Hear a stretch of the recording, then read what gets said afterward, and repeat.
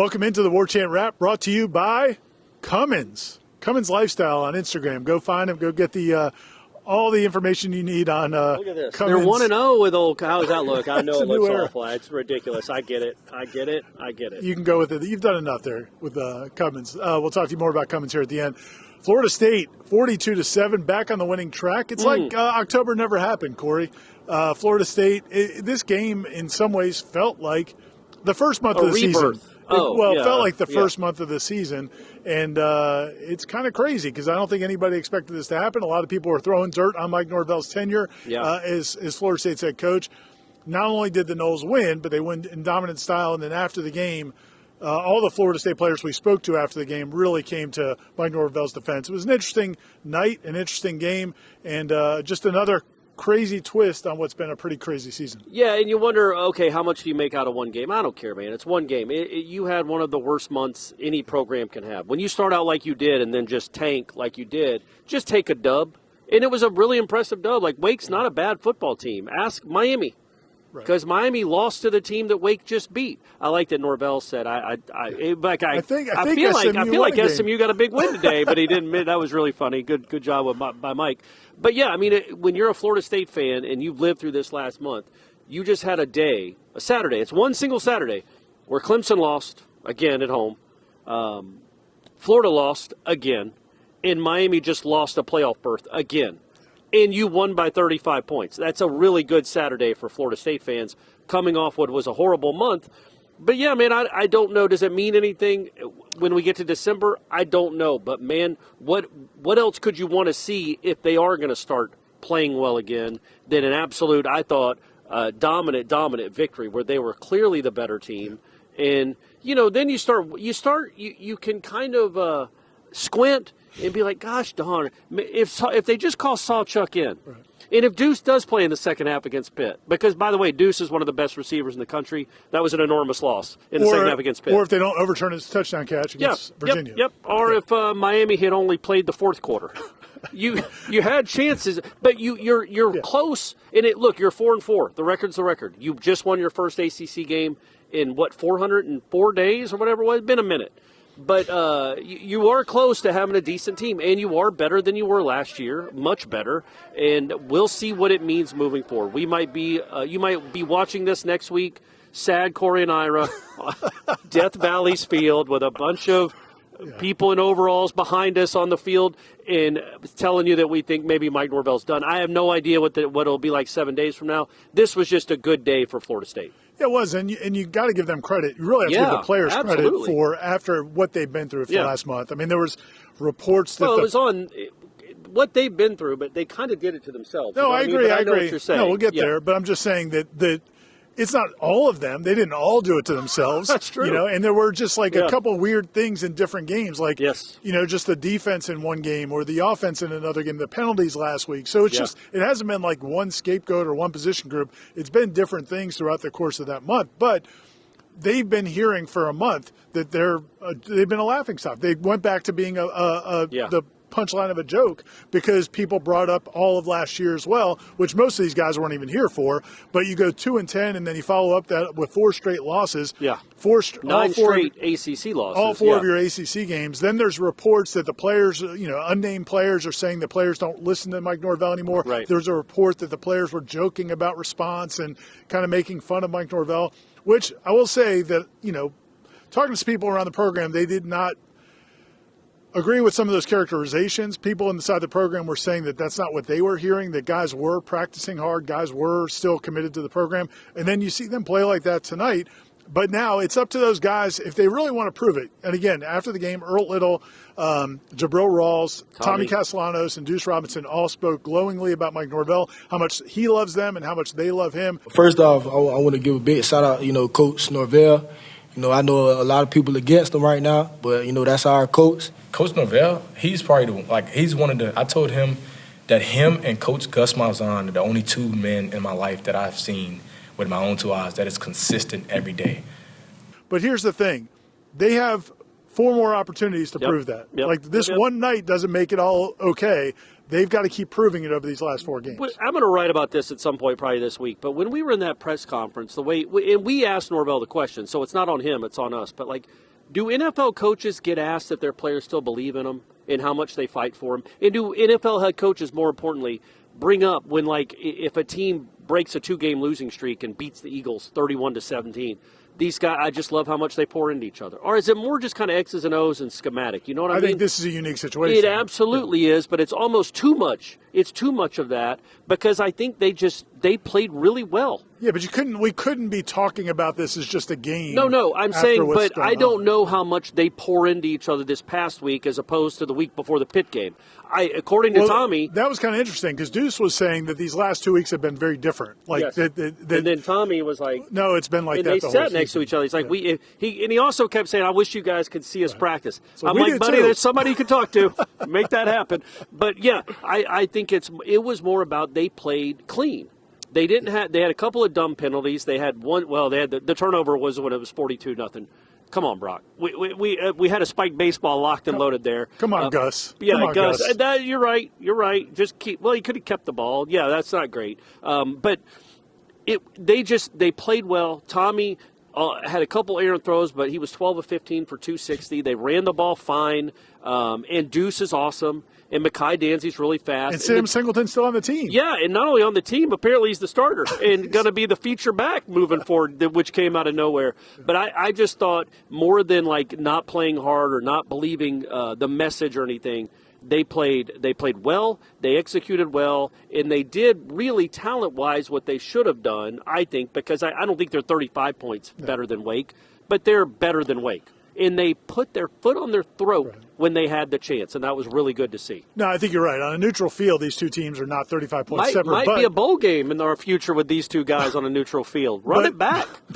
But I do think Wake didn't play well partly because of the crowd. Yes. This was a great homecoming how about crowd. That? It really was. You know, we talked about Not it. just the kids in the corner whipping off their shirts at the end either. Yeah, no, it was a great crowd. And also Mike Norvell talked a lot in postgame, which I think was accurate. He was asked about it, and it was a good point, that the sideline was very active and into it. And that was one of the things I saw at Stanford. And again, I don't know if you could tell on TV, but being out there in person, I said it when I went on with Tom and Gene at halftime, and I said it in the postgame wrap with you, that there was not a lot of energy on that team last week at Stanford. And that was disappointing because, again, you're coming off of – you could kind of understand the Virginia loss because it was the first game on the road. Yeah. Virginia played really well Friday night, all those reasons. You sucked to start the game and then fought back, but you fought back. And then Miami is like, okay, well, at the time we're thinking Miami may be the best team in the country. Miami is trash. Turns out that may not be Absolute accurate. Trash.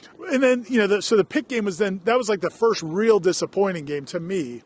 And then to follow it up with the way they played against Stanford, it's like, man, this team may be going in the tank. Yes, they did go in the tank. Right. You can't frame it otherwise. When you get outscored like you did against Pitt in the second half and then follow that up, which I think against what I think is the worst team in the ACC, and score 13 whole points. Right. And lose that game in front of 11 people, and 5 of them are trees. Trees. So that is really disappointing. I think honestly, because I wrote after the game. Number one, I thought he was going to be fired the next day or 2 days later, and I did think it was a mistake for them to come out with that.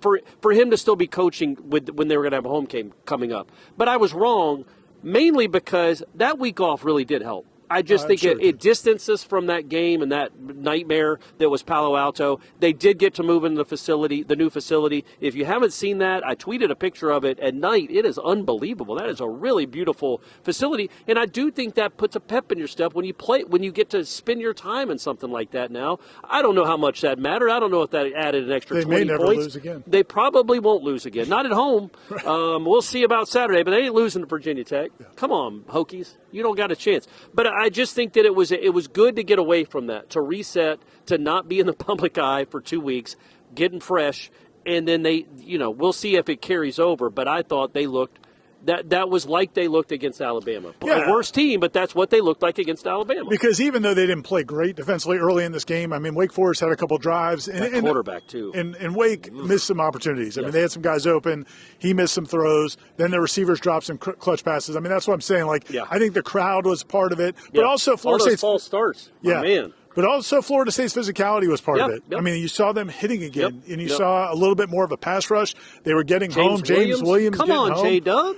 He's about to go off. It's impressive, man. Again, it's only going to matter if they start stacking games like that together. But to go from where they were to where they are now, I mean, they were on life support. Yeah. I mean, not just Mike Norvell's career at Florida State, but this season was on life support, and that's impressive, man. It's impressive. But again, you can do it for one game. You know, I made reference this past week to the 2016 season or 2017 season when Florida State went up and laid an egg at Boston College. Yeah. And then they came back and played really well at home. But then didn't they play somebody bad? Maybe? I think it was Syracuse, maybe. Oh, yeah. Okay. But that didn't turn around the whole season. So this isn't going to necessarily turn around the season, only if they decide to do that. So it's impressive. You got to give them credit for that in the big picture. Yeah. But it really won't matter if they don't follow it up with, you know, not necessarily all wins these last 4 games, but just play like this again. Yeah, and look, how can we say what it means for the rest of the season or for the rest of his career? We don't know. We're not in the future. If we were, I would have won a lot more bets than I did today. I struggled mightily, and I know you guys were worried about that. But for tonight, it's the best possible outcome. As we sit here talking to you guys, to come off the 4-game losing streak and I think the second worst loss of Norvell's tenure, to then respond with a dominant win over I think is at least a decent team. This is not a horrible Wake Forest team, and that's a good coach. And a team that just beat SMU and should have beaten Georgia Tech. They got robbed of a win over Georgia Tech. And when you look around the rest of the country and you do see how hard it is to win, and you do start to think, man, and this is the truth, I think Florida State has been a little unlucky, maybe a lot unlucky, and I think they got some breaks tonight, finally. Wake when's the last time a team had a 60-yard play taken back by a penalty, or a kid drops a pass, or a fumble actually matters and goes in your direction? They've had a month of those breaks going against them. And they made some plays. They got a good whistle, I thought, other than the crazy pass interference over here, but then they fumbled on the next snap or 2 snaps later, and you actually recovered one. They fumbled another one. And although you didn't recover it, it cost them a first down. They false started. You got the ball back. You got some breaks, man. It's almost like in baseball when you line out a bunch of times, and then you finally get some seeing eye. You get a couple of bloops. Speaking of baseball. Dodgers up 1. Guerrero just doubled. No, oh man, guys! By the time you're watching this, you probably know how this game ended. But yeah, so I think that says something about what this team, kind of what it lost in October, because I do think it had the potential to be at least in the look around the ACC, man. Yeah. There's no great teams in this conference. Clearly, good work, Miami. There's no great teams in this conference. So you could have, with better play, better coaching, better luck, been in real position all that, you would have been in position to maybe make a fun run here. As it is, you've still got a chance to finish this season with 7 or 8 wins. I don't think 7 is out of the reach at all. I don't think you're going to win all 3 of these road games, but you can win 2 of them. And if you do that and you beat Virginia Tech at home, no idea what's going to happen. But this is a good start to dominate Wake Forest. I am curious how this game was processed for some fans. The fans who were like you were expecting a lot of these people here tonight to be ushering Mike Norvell out of the stadium. It was good that they had a good start. Very, very. Right. It was a very positive thing that they had a good start. I'm curious how some of the fans who were done with Mike Norvell processed this, because I'm not saying people were rooting for Florida State to lose, but I think people were rooting for Mike Norvell to be done at Florida State. Yeah. And so I'm curious to see what the fan base. I think the people in the stadium tonight seem very happy. Good on them. Yeah. How it would be weird to be here and not be happy if Florida State scores touchdowns and wins games. This is a weird time for this fan base, because a lot of people already decided that they're done with Mike Norvell, but this team clearly is not. Yeah. Now they have to show it from week to week, but it'll be interesting to see how it plays out. I will say this. I said this before the season, and I'll say it again now. It's better for Florida State if Mike Norvell succeeds than if he fails, because even if you get your wish and Mike Norvell is let go, that's $60 million. And actually, it's probably closer to 80 or 90 or $100 million because of all the other coaches. You have to bring in and retain and the best case out. scenario for Florida State is these guys rally around him, they win games, and you move in the right direction. Now, again, I understand the people who feel like he's not the answer, but I'm just telling you. I don't know what they're watching, Ira. Did they not see tonight? But if you look at the big picture and the coaching hires and who's available, you wonder. There's not a lot of sure things out there, man. There ain't. And so, anyway, that's. But I think from a big picture standpoint, I think people need to just relax a little bit, take a deep breath, and see what these next Well, four because weeks look, if you finish 8-4, 7-5, coming off 2-10, that is a big enough improvement. If you get some of these guys to tell you they're coming back, where you have at least a little momentum going into next season. If not, if this thing was just a one night only, welcome home, grand opening, grand closing type of thing, then yeah, they'll probably be on to another coach. But hey, right now we don't worry about that, do we? You know who doesn't like their coach right now? Miami Hurricanes fans. Man, you know who doesn't have a coach right now? The Florida Gators. You know who else doesn't like their coach right now? Clemson Tigers fans. So, hey, at least for one night, and we'll see if you still feel this way after Saturday night at Clemson, but man, Florida State's on top of the world, Ira. On top of the world. Wake Forest hates their coach, too. The last time Florida State and Colorado hates their coach. The last time Florida State snapped a 4-game losing streak, you put champagne on your head, but you wouldn't do it this time. I was thinking about taking off my shirt and whipping it around like those guys, but I'm not. Come on. You got to pay for that. I do have an OnlyFans account. If we asked nicely, though, you'd probably do it. No, it's on my OnlyFans account. I'm not giving that away for free. All right. Cummins brought to you, the Warchant WRAP brought to you by Cummins. Go to Instagram. And if you're on if you're on the gram, as the kids say, look up CumminsLifestyle. It is your battery generators, source. You got power generators. You got all the generators you can want.